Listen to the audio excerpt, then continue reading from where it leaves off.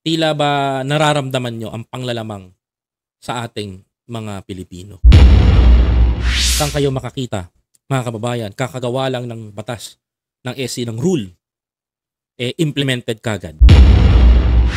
Ayaw nilang pagsalitain si Sara because maraming sasabihin si Sara at maraming mauungkat tungkol dito sa pera.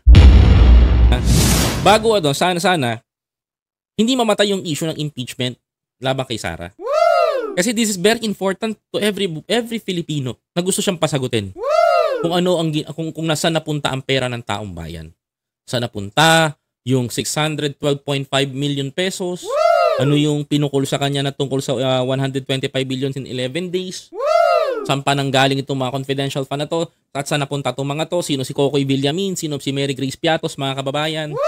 Yan yung mga tanong ng taong bayan. Ngunit pinipigilan ito ng Senado. Pinipigilan ng mga Senado na kaalyado ng dating Pangulo at hanggang ngayon ay tapat doon sa Vice Presidente. At pinipigilan din ito ng mga appointees sa Supreme.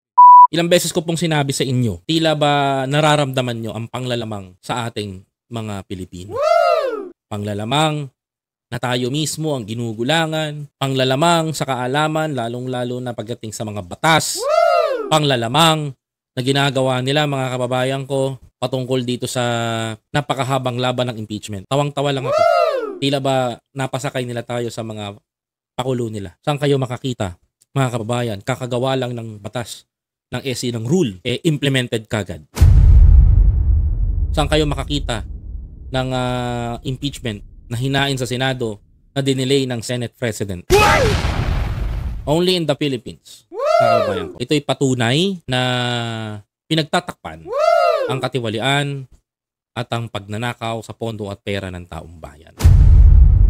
Ulitin ko, ayaw nilang pagsalitain si Sara because maraming sasabihin si Sara at maraming mauungkat tungkol dito sa pera ng taong bayan.